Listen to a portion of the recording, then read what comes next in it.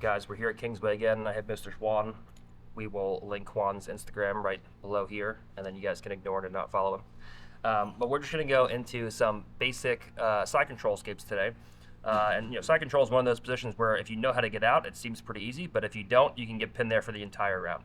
So let's just go into some basic side control escapes and look at how we can connect a knee and elbow to form what we call a side guard.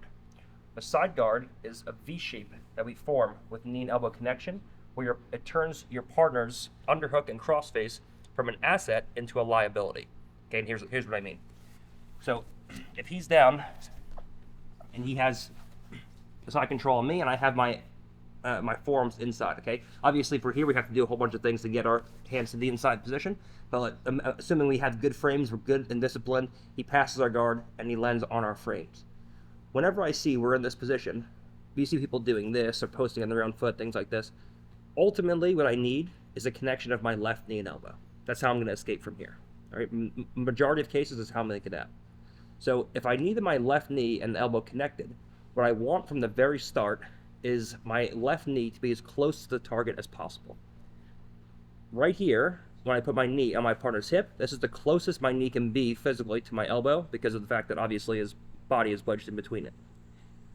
So our starting position is we just take our knee to our partner's hip. If at any point Juan tries to mount me or go knee on belly, I can immediately lock side guard.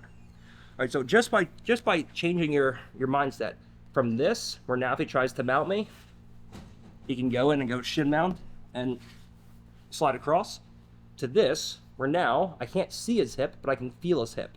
So now if he raises his hips at any point, we lock side guard. So just this small adjustment will make it almost impossible for your partner to mount you with traditional mount attacks. All right, right from here, we need knee and elbow connection. So what we're going to do is Juan locks up, and all we're going to look to do is we're going to look to frame, nice strong frame with our left hand, and we're going to look to shrimp away with our right foot while keeping our left knee high to this position here. Now we're going to invert our left knee. The key with this is that our left knee is lower than the height of my left foot. If I'm here, you'll never be able to insert it. So I take my left knee low and I put my left foot higher than the height of my knee. So that from here I can just walk away. I can keep his hips framed where they are relatively well. And now I just pump my heel to and from my butt. So I just kip, kip, kip, kip, kip, and I exploit the insertion point on my partner's hip. Now when I have my knee and elbow connected, when Juan tries to keep a crossface underhook, it's the easiest thing in the world to start separating his hands. And in addition to this, the asset that he had with his crossface and underhook now becomes a liability. If he tries to stay in this position, and I take my hand inside the shoulder while keeping a knee-elbow connection, and I go in and I reinforce my frames from here, I post to my own foot, and he goes to keep his hands locked, to the last second, once his hands finally do unlock, now, because he's so overextended, his crossface and underhook now become a liability for him, and I can actually go into attacks and into counter offense from here. So we play a game where he has side control on me, we have good defensive frames in place. Now I want my left knee and elbow connected, so we just take our left knee and just touch it right to the hip here.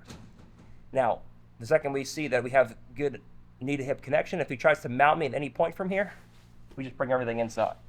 Now, if he doesn't try to mount me, we have to escape. So right from here, we shrimp away, we raise the height of our left foot, then we just kip, kip, kip, and lock in side guard. When Juan goes to control me from here, we can always start making space.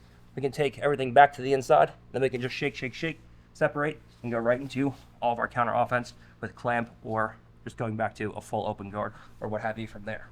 Okay? There's just some basic side control escapes by locking this guard that you don't really see too often, side guard, that forms this V shape between my leg and my arm and makes it hard for my partner to exploit the space between the knee and elbow connection, because I have that connection which will allow me to go from a defensive cycle into an offensive cycle with clamp, sumigeshis, arm attacks in the arm, things like that, triangles.